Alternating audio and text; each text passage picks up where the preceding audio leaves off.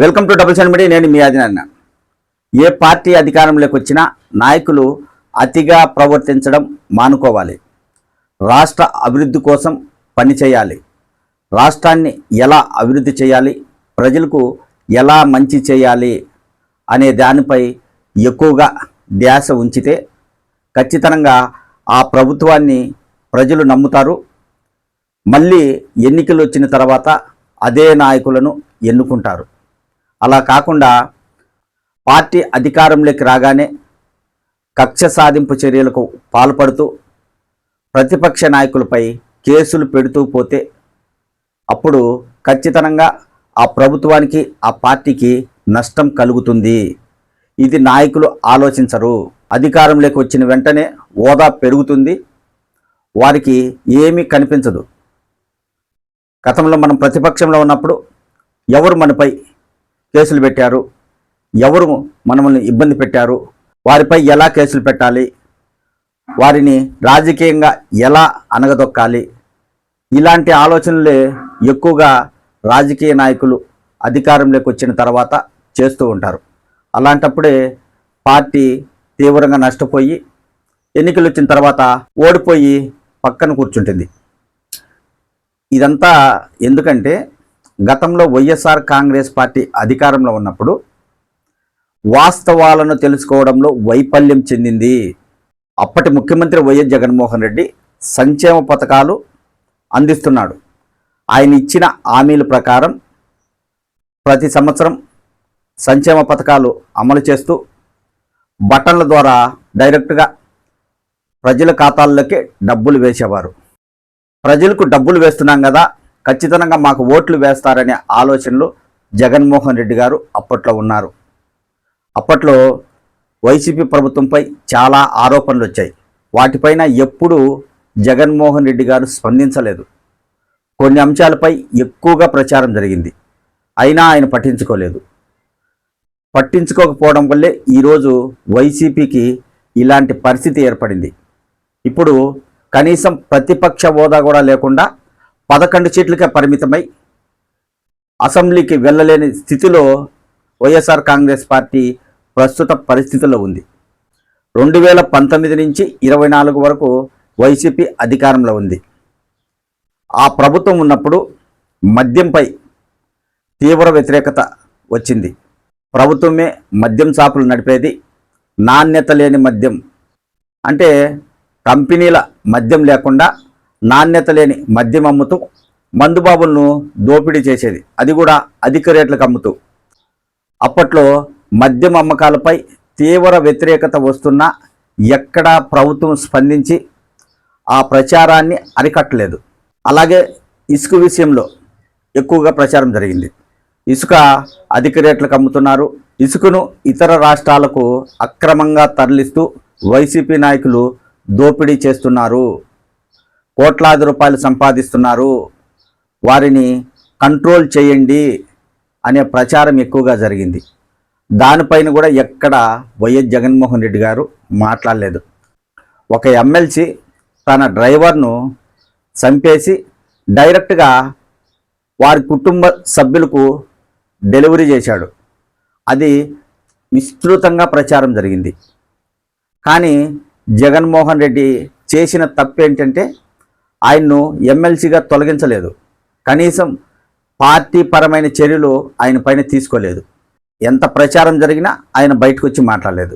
అలాగే డాక్టర్ సుధాకర్ను ప్రభుత్వం చాలా ఇబ్బందులు పెట్టిందని ప్రతిపక్షాలు, మీడియా విస్తృతంగా ప్రచారం చేశాయి. వైసీపీ ప్రభుత్వం అతి చేయడం వలన ఆయనకు గుండు కొట్టించింది, ఆయనకు మెంటల్ వచ్చే విధంగా చేసింది, ఆయన చనిపోవడానికి వైసీపీ ప్రభుత్వమే కారణమని కొన్ని మీడియాలు అయితే విస్తృతంగా ప్రచారం చేశాయి. జరిగిన సంఘటనపై ప్రజలు చర్చించుకునేలా ఉండేది, అంతగా కొన్ని మీడియాలు ప్రచారం చేశాయి. అయినా కానీ జగన్మోహన్ రెడ్డి ఎక్కడా స్పందించలేదు. అంత పెద్ద ప్రచారం జరిగితే రాష్ట్రమంతా ప్రజలు దానిపైన చర్చించుకుంటుంటే కొన్ని మీడియాలు అదే పనిగా పదే పదే అదే ప్రచారం చేస్తున్నా అప్పటి ముఖ్యమంత్రి వైఎస్ జగన్మోహన్ రెడ్డి ఆ కుటుంబం దగ్గరికి వెళ్ళలేదు. కుటుంబ బాధితులను పరామర్శించలేదు, వారిని పూర్తిగా పట్టించుకోలేదు. ప్రభుత్వమే డాక్టర్ సుధాకర్ చనిపోవడానికి కారణమని అంత ప్రచారం జరుగుతున్నప్పుడు రాష్ట్ర ముఖ్యమంత్రిగా ఉన్న జగన్మోహన్ రెడ్డి స్పందించాల్సిన అవసరం ఉంది. ఖచ్చితంగా ఆయనతో పాటు మంత్రులు వెళ్ళి ఆ కుటుంబాన్ని పరామర్శించి ప్రభుత్వం అండగా ఉంటుంది, ప్రభుత్వం ఏమి చేయలేదు, మీ కుటుంబాన్ని మేము ఆదుకుంటాము అని ఆ కుటుంబ సభ్యులతో మాట్లాడి పరామర్శించి వారికి ఏదైనా సహాయం చేసి ఆ కుటుంబానికి ఉద్యోగ అవకాశం కల్పించి ఆదుకొని ఉంటే ఖచ్చితంగా అప్పట్లో వైసీపీ ప్రభుత్వానికి చాలా మంచి పేరు వచ్చేది. అదే కాకుండా ఇంటింటికి మన ప్రభుత్వం అంటే వైసీపీ ప్రభుత్వం చేసిన సంక్షేమ పథకాల గురించి ఇంటింటికి ఎమ్మెల్యేలను పంపించారు. వైసీపీ ప్రభుత్వం చేసిన పథకాల గురించి ఆ ఎమ్మెల్యేలు ప్రజలకు వివరించారు. ఒక్కో కుటుంబానికి వైసీపీ ప్రభుత్వం హయాంలో ఇంత ఆదాయం లబ్ధి పొందారని ఎమ్మెల్యేలు ప్రతి ఇంటికి తిరిగి ప్రజలకు వివరించారు. కొంతమంది ప్రజలు కొన్ని సమస్యలు తీసుకొచ్చారు. మా ఊరికి రోడ్డు లేదు, నాకు వితంతు పింఛన్ రాలేదు, నాకు వృద్ధాప్య పింఛన్ రాలేదు, ఇలా పలు రకాల సమస్యలు అప్పట్లో ఇంటింటికి తిరిగిన ఎమ్మెల్యేల దృష్టికి తీసుకొచ్చారు.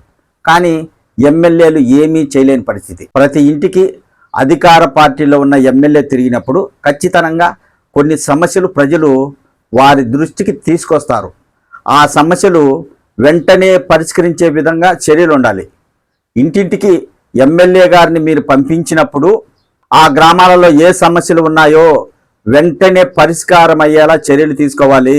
ఇదో మీరు గ్రామాల్లో తిరుగుతున్నారు, ప్రత్యేక యాప్ ఒకటి పెడుతున్నాం, ఆ గ్రామాలలో ప్రజలు పింఛను కానీ లేదా అమ్మఒడి కానీ లేదా చేయూత కానీ ప్రభుత్వానికి సంబంధించిన ఏవైనా సంక్షేమ పథకాలు అర్హులై ఉండి రాకపోతే అక్కడ నుండే మీరు ఆ సమస్యను పరిష్కరించే విధంగా ప్రభుత్వం ఒక యాప్ ఏర్పాటు చేసింది. ఆ సమస్య అప్పుడే పరిష్కరించాలని ఒక నిర్ణయం తీసుకొని ఉంటే వైసీపీ ప్రభుత్వానికి అప్పట్లో మంచి జరిగేది. ఎమ్మెల్యేలు మాత్రం ఇంటింటికి తిరిగారు, ఎవరికైతే సంక్షేమ పథకాలు వస్తున్నాయో వారికి వివరించారు, కానీ రాని వారు వ్యతిరేకించారు. కాబట్టి ప్రభుత్వం అధికారంలో ఉన్నప్పుడు ప్రజల నుంచి వాస్తవ పరిస్థితులు తెలుసుకోవాల్సిన అవసరం రాజకీయ నాయకులకు ఉంటుంది.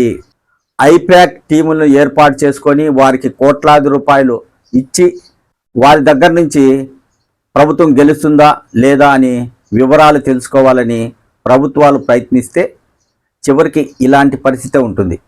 వైసీపీకి ఇప్పుడు ఎలాంటి నష్టం జరుగుతుందో అలాంటి నష్టమే ఏ పార్టీకైనా జరుగుతుంది. ఐపాక్ ద్వారా పనిచేసే వారికి రాజకీయ పార్టీలు కోట్లాది రూపాయలు చెల్లిస్తాయి.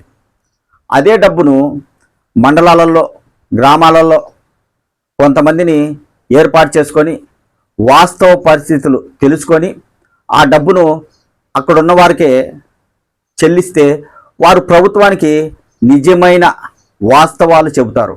అప్పుడు ప్రభుత్వాలు సరిదిద్దుకునే అవకాశం ఉంటుంది.